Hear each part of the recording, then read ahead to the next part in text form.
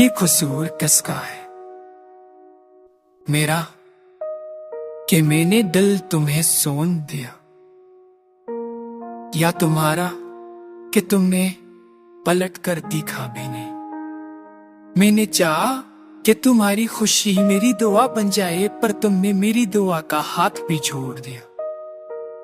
लोग कहते हैं मोहब्बत में हिसाब नहीं होता, पर तुमने हर जज्बे का हिसाब मांग लिया और हर आंसू को मेरा जम बना दिया।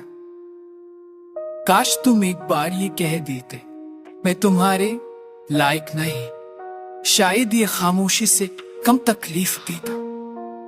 अब मेरा कसूर बस इतना रहे कि मैं तुमने भलाने की कोशिश ही नहीं की।